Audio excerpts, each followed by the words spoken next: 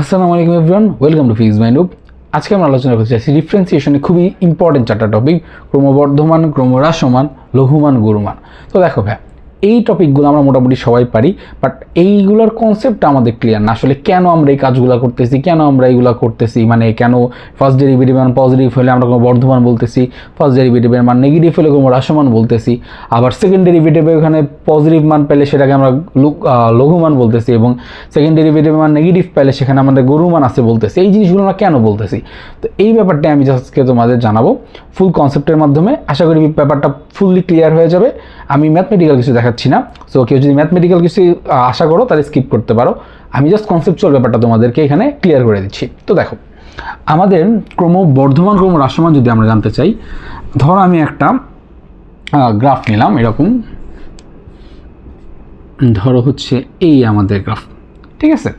তো এই গ্রাফটায় দেখো ভাইয়া, আমাদের এই পয়েন্ট থেকে, আমাদের এই শুরুর এই পয়েন্ট থেকে এই পিক পয়েন্ট যেটা ঠিক তার আগ পর্যন্ত আমরা যদি যে কোনো বিন্দুতে, মানে যে কোনো বিন্দুতে যদি আমরা একটা ঢাল বের করি, ধর এই আমাদের ঢাল হতে পারে, এই আমাদের ঢাল হতে পারে, এই আমাদের ঢাল হতে পারে, মানে যে কোনো বিন্দুতে আমরা যদি ঢাল বের করি, ঢাল বের করলে দেখো তো ভাই, এখানে ঢালের মান এক্স অক্ষের ধনাত্মক দিকের সাথে সূক্ষ্মকোণ না, মানে ঢালটাকে এক্স অক্ষের ধনাত্মক দিকের সাথে সূক্ষ্মকোণ উৎপন্ন করছে না।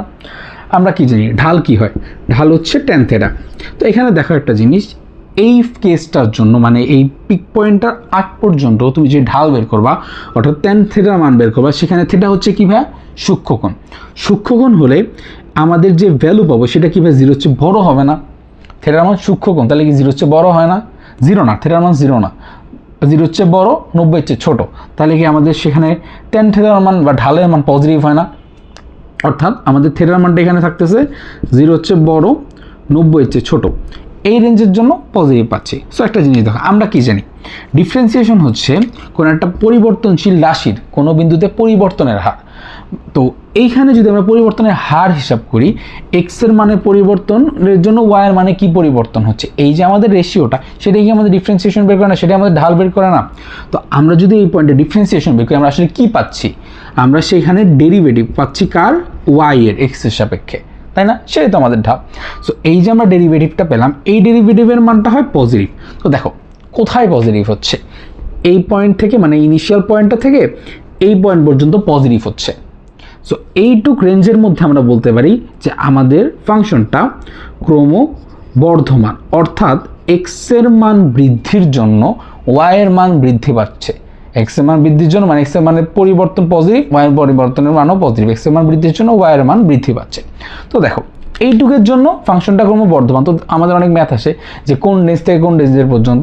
সো আমরা ফার্স্ট ডেরিভেটিভ বের করবো, বের করে আমরা এক্সের রেঞ্জটা দেখবো যে আসলে এইখান থেকে এই পর্যন্ত আমাদের জাম্পটুকু আছে, ভাগ করার মাধ্যমে আমরা দেখতে পারবো, ওগুলো আমরা বের করতে পারবো। ওগুলো আমি কোনো একদিন ম্যাথমেটিক্যাল ক্যালকুলেশন করে দেখাই দিব। আজকে আমরা থিওরিতে আসি, থিওরিতেই থাকি। তো দেখো এই পর্যন্ত আমাদের জিনিসটা হবে কি, যেই পয়েন্টে ঢাল বের করো ঢালের মান পজিটিভ। ঢালের মান পজিটিভ মানে কি?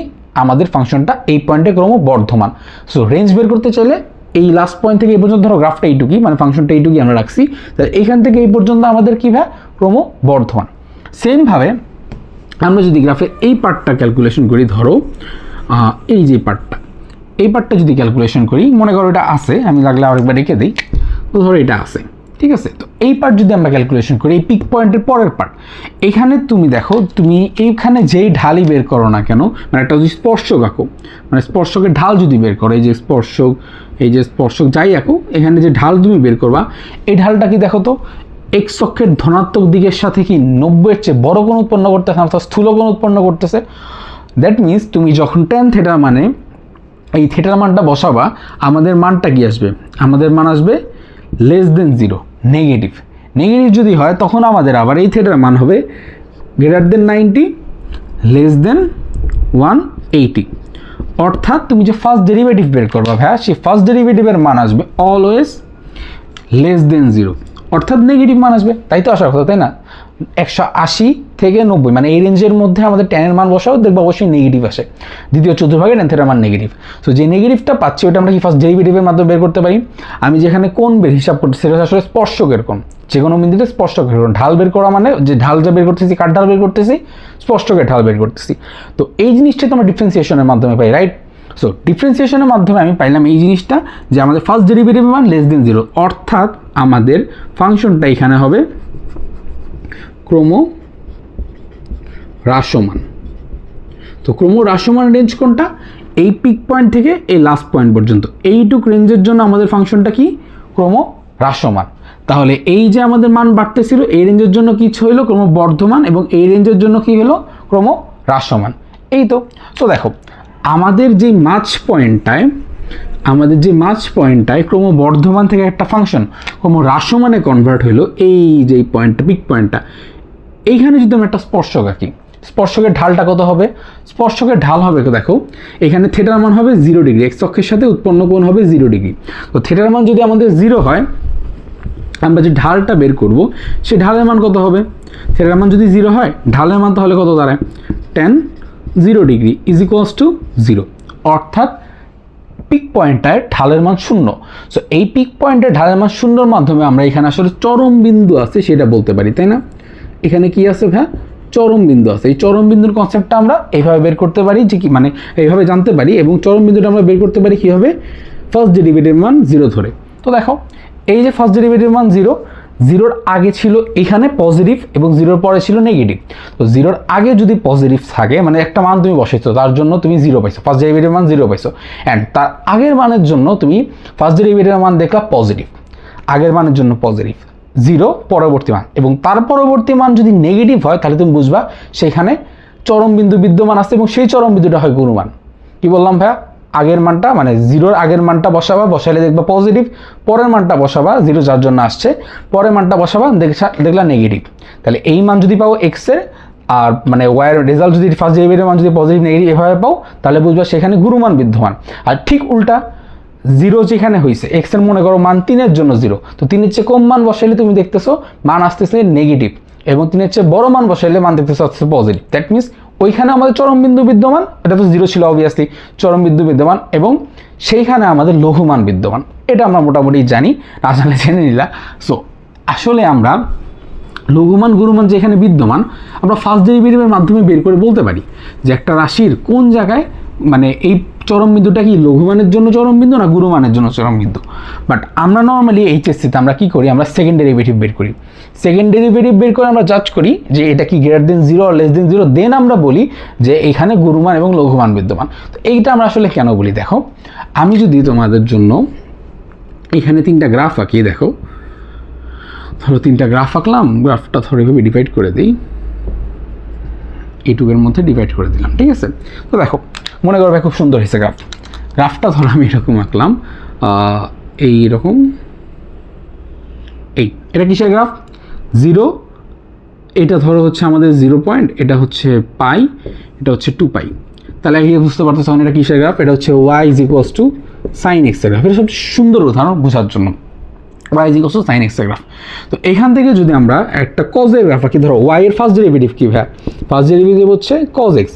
তো কজ এক্স এর গ্রাফ আঁকি, কজ এক্স এর গ্রাফটা হবে এইরকম, এখানে পয়েন্টগুলো একটু ই করে দেই তাহলে আঁকতে সুবিধা হবে। কজ এক্স এর গ্রাফটা হবে এরকম, এই পিক পয়েন্ট থেকে এসে এখানে 0, এখানে যাবে পিক পয়েন্টে, এখানে 0, আবার এখানে, এরকম হবে না কজের গ্রাফ? হ্যাঁ। দেন দেখো ফার্স্ট ডেরিভেটিভের মান কজ এক্স, আমরা সেকেন্ড ডেরিভেটিভের মান বের করি। সেকেন্ড ডেরিভেটিভের মান আসছে মাইনাস সাইন এক্স। তো মাইনাস সাইন এক্সের গ্রাফটা কি? মাইনাস সাইন এক্সের গ্রাফটা হবে এরকম, রাইট? মাইনাস সাইন এক্সের গ্রাফ।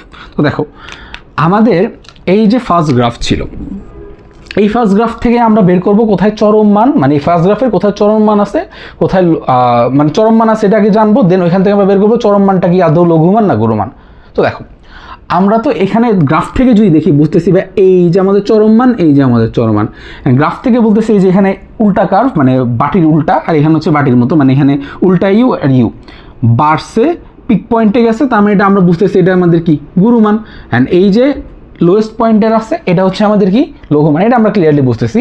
বাট ম্যাথে তো সব ম্যাথে তো এই গ্রাফ দিয়ে যেমন আমি সাইনেরটা ইজিলি বুঝতেছি, অন্য ম্যাথের জন্য তো আমরা বুঝবো না, অন্য গ্রাফের জন্য তো আমরা সবসময় একে বের করা পসিবল না, বা ম্যাথমেটিক্যাল যে তোমার অ্যালজেব্রিক যে ক্যালকুলেশনগুলো থাকে ওগুলোর জন্য আমরা সবসময় গ্রাফ আঁকি না, আমরা ওগুলোর জন্য ডিফারেন্সিয়েশন করে দেখি, টেস্ট করি। সো সেই কাজটা যদি আমরা করতে চাই আমাদের আগে কী করতে হবে বলো তো? ফার্স্ট ডেরিভেটিভ বের করতে হবে। ফার্স্ট ডেরিভেটিভ মান 0 ধরে নিয়ে এক্সের সমাধানটা আমরা বের করি। তো দেখো আমাদের যে ফার্স্ট ডেরিভেটিভ সেটা কি y is equals two cos x। তো y is equals two cos x কোথায় জিরো দেখো তো, এই যে এই পয়েন্টে জিরো এবং এই পয়েন্টে জিরো। তো y is equals two y1 is equals two cos x, এটা যেই পয়েন্টে জিরো সেই পয়েন্টে আমাদের y এর চরম মানগুলো বিদ্যমান, রাইট? আচ্ছা, তো দেখো এখানে আমাদের কোন পয়েন্ট এটা π/2, এখানে কোন পয়েন্ট এটা 3π/2। তার মানে আমরা বলতে পারতেছি π/2 এবং 3π/2 x এর এই দুইটা মানের জন্য আমাদের y is equals two sin x এই গ্রাফের বা এই ফাংশনের চরম মান বিদ্যমান। শিওর?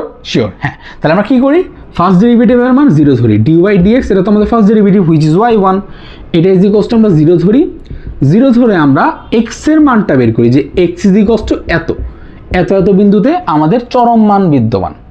ডান? আচ্ছা, দেন আমরা কি করি, দেন আমরা হচ্ছে সেকেন্ড ডেরিভেটিভে যাই, ওই ফাংশনটারই সেকেন্ড ডেরিভেটিভ বের করি। সেকেন্ড ডেরিভেটিভ বের করে এই যে আমরা x এর দুইটা মান পাইছি না, এই যে x এর একটা মান, এই যে x এর মান, আমরা যদি এক্সাক্ট মান দিয়ে ক্যালকুলেশন করি এখানে π/2 এবং 3π/2 দুইটা মান পাইছি। এই দুইটা মান আমরা সেকেন্ড ডেরিভেটিভে বসায় দিই। সেকেন্ড ডেরিভেটিভে বসায় দিলাম, সেকেন্ড ডেরিভেটিভে বসায় দেওয়ার পরে যদি পজিটিভ আসে আমরা বলি লঘু মান, আর যদি নেগেটিভ আসে তাহলে আমরা বলি কি গুরু মান। পজিটিভ আসলে লঘু মান, নেগেটিভ আসলে গুরু মান। তো জিনিসটা দেখো কেন হয় এই কাজটা। আমরা যদি এই সেকেন্ড ডেরিভেটিভে π/2 এই মানটা বসাই, দেখো তো π/2 এর জন্য এখানে কার্ভটা কি নিচের দিকে না, অর্থাৎ π/2 যদি আমরা এই কার্ভে বসাই আমরা কি নেগেটিভ ভ্যালু পাবো না, ঋণাত্মক মান বা মাইনাস মান পাবো। কিসের জন্য? π/2 এর জন্য। π/2 এই গ্রাফে বসাই দিলাম, আমরা কি পেলাম? নেগেটিভ মান পাইলাম। সেমভাবে যদি আমরা 3/2 বসাই, দেখো তো 3/2 বসাইলে এই জায়গাটায় আমরা কি পজিটিভ মান পাবো না? আমাদের গ্রাফের মানটা কি আসতেছে? পজিটিভ, মানে গ্রাফের যে y এর মানটা ভ্যালুটা এটা কি আসতেছে? পজিটিভ। কার জন্য? 3/2 জন্য। কোন ডেরিভেটিভে? সেকেন্ড ডেরিভেটিভে। সেকেন্ড ডেরিভেটিভে 3/2 মানের জন্য আমাদের আসছে পজিটিভ। দ্যাট মিনস আমরা বলতে পারি যে আমরা যদি 3π/2 বসাই আমাদের মূল ফাংশনে আমরা যে মানটা পাবো সেটা হবে আমাদের কি, দেখো এই যে পজিটিভ পাইছি, তাহলে সেটা আমাদের হবে কি লঘু মান। এই যে দেখো লঘু মান। সেমভাবে যদি আমরা এখানে π/2 বসাই, এখানে নেগেটিভ মান আসে সেকেন্ড ডেরিভেটিভের, তার মানে আমাদের মূল ফাংশনে যদি বসাই যে মানটা পাবো সেটা হবে আমাদের গুরু মান। তো এই হচ্ছে আমাদের মূল কনসেপ্ট যে যদি আমাদের সেকেন্ড ডেরিভেটিভের মান পজিটিভ হয় তখন আমাদের কি বিদ্যমান? পজিটিভ হলে আমাদের লঘু মান বিদ্যমান, রাইট? সেকেন্ড ডেরিভেটিভের মান পজিটিভ, লঘু মান বিদ্যমান। সেমভাবে আমাদের যদি সেকেন্ড ডেরিভেটিভের মান নেগেটিভ হয় তখন আমরা কি বলি? সেখানে গুরু মান বিদ্যমান। তো এই হচ্ছে আমাদের কেন, মানে আমাদের কোশ্চেন জায়গা আছে আমরা কেন এই কাজটা করতেছি। সো এটা হচ্ছে কেনর ব্যাখ্যা। আশা করি কনসেপ্টটা ক্লিয়ার হয়েছে। দেখা হবে নেক্সট কোনো ভিডিওতে। আসসালামু আলাইকুম।